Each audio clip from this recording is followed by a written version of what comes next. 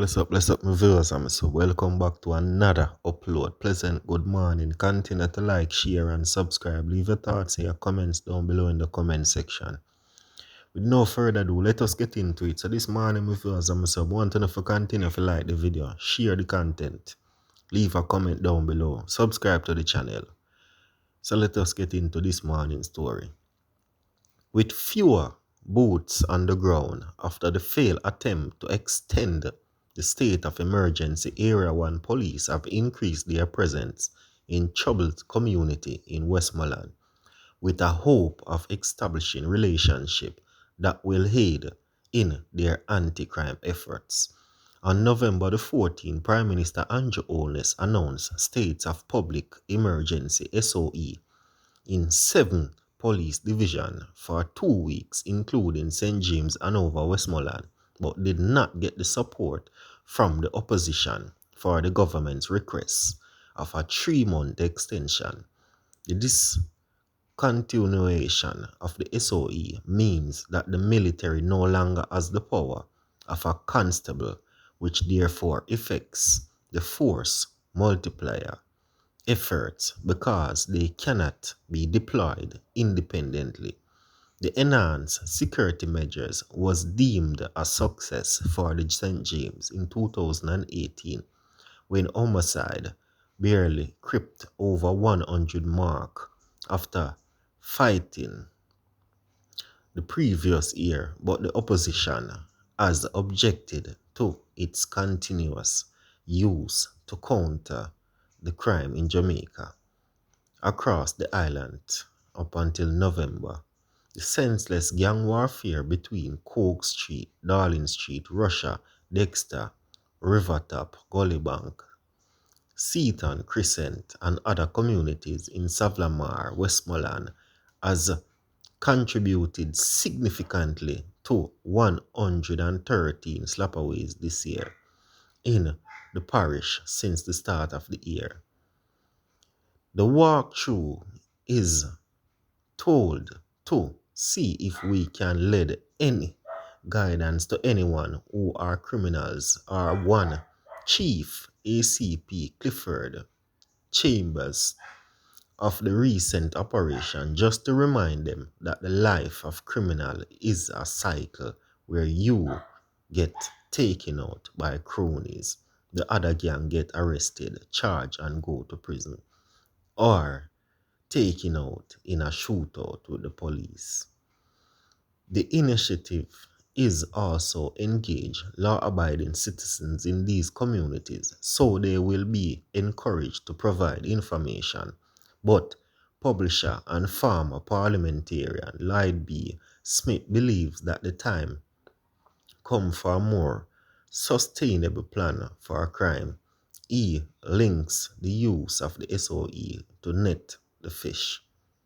The state of emergency is a temporary fix, and we need to begin to look at a long-term solution, especially in the case of Westmoreland and St. James, which have a very long history of violence, he said.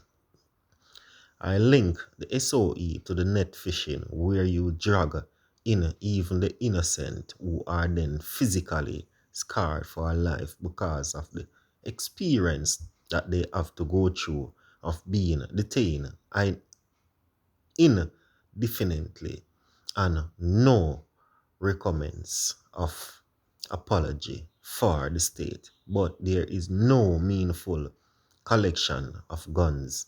The SOE is like putting a band-aid on a sore foot. With a former Chambers president believe the guns amnesty would be more targeted approach to get illegal weapons off the street. He blamed successive governments for the use of it. Issue in attracting support. It is the politicians who are to be blamed because they are the ones who came to electorate and say that they can solve the crime problem. So they put their foot in their mouth and cannot deliver. Smith charge. Businessman Devon Crumbs agrees that an amnesty could be effective, but calling for police to be paid better. If you increase the policeman's salary by at least 25%, you will see a reduction in crime because they will be motivated to produce. Stop it right there, some viewers are mess up. So you mean if you tell me some viewers are mess up, let us talk right here. Make a whole reason right now before we go any further. You mean if you tell me say throughout the years the police them now do no work. Straight. The police them barely a put a little dent in the situation. So you mean if you tell me say if them get a better pay at that time them are going to put out the effort. So I believe say them should have put out the effort before them get paid. Can we see how we work so we can help and demand some money for you. But anyway, my viewers and my sub, leave your thoughts in your comments down below. Because this not sound good to me, but I want to hear from Uno. Leave your thoughts in your comments below down in the comment section and make a whole reason upon that one there. The current situation can easily breed corruption because our police officers are not compensated properly. Bishop O'Neill Russell, pastor of the Ark of the Covenant Holy Trinity in Volatile Cook Street, otherwise called 12th Street, who is also regarded as the community leader, said the SOE was ideal for his community.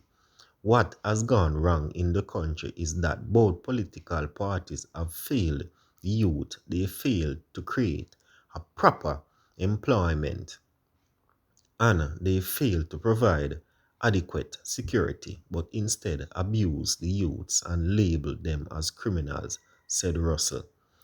Politics have played a big role in crime in the country, and now Westmoreland is struggled because there are no jobs and those called for interviews are discriminated against.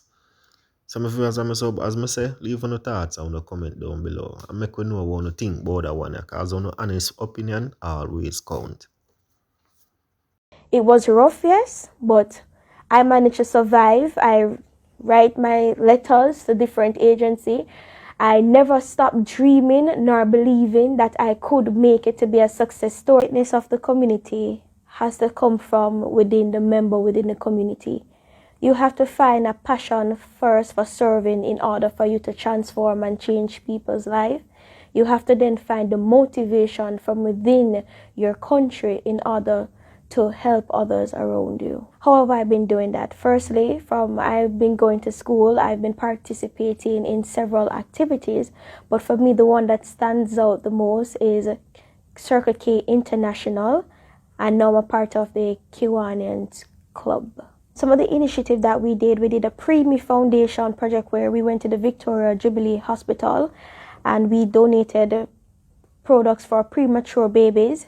We did a feeding of 50 persons in the Crossroad facility, and we partnership with the Kiwanis Club of Downtown Kingston for the annual Christmas treat, which is feeding the homeless every Christmas. I have several rock bottom moments that enable me to be the person that I am today. So I am very thankful for those moments. Firstly, my mom passed away since I was 8 years old. And from ever since, I had a rough childhood growing up. I used to have to skip from home to home. Even though I was performing at school, I didn't have the parental support as I needed.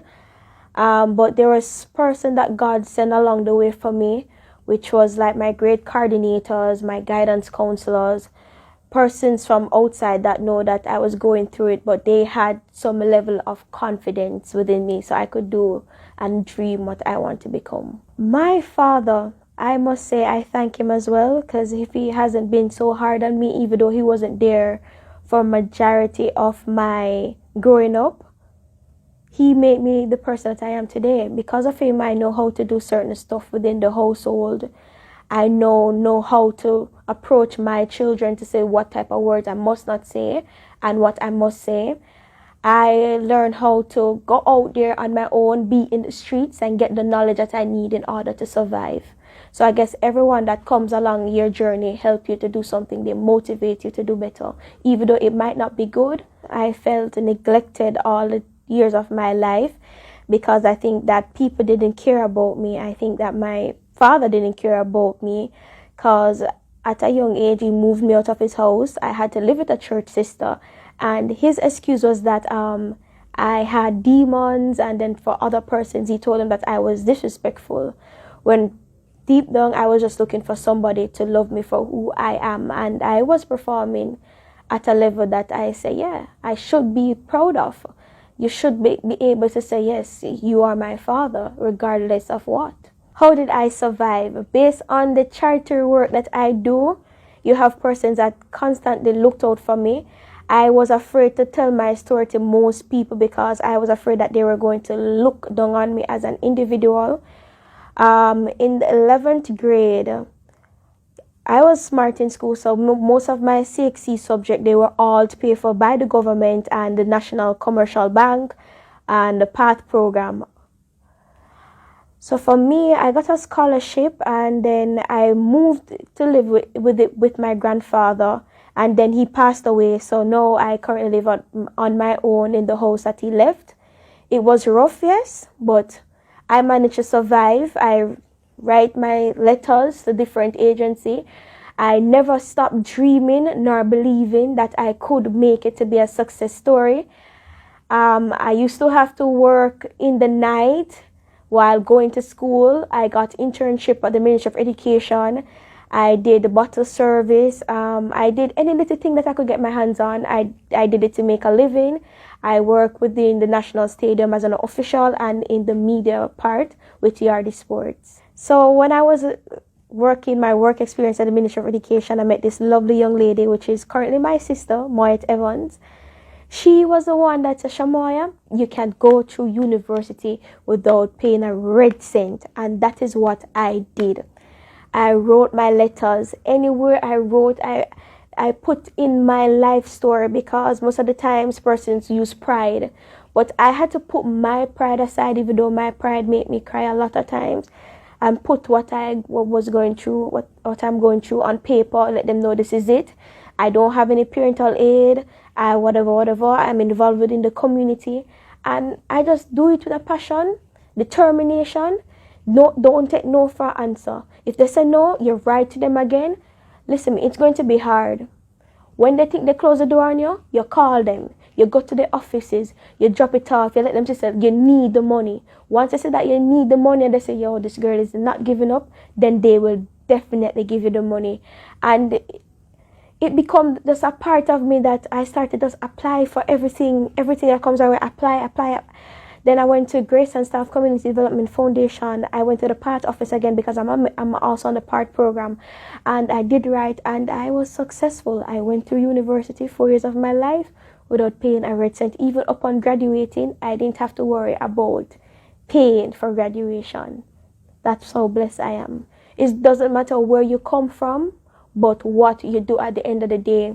So most persons will look at, oh, she's going to this high school, she has this scholarship, her parents. But no, it all depends on what you go to school to do, what you aim to get at the end of the day, and how you plan on making the persons around you better, how you plan on becoming a nation builder within your community. If you're seeing this video, it means that you have heard my story. I am currently looking for a job related to my field in business administration.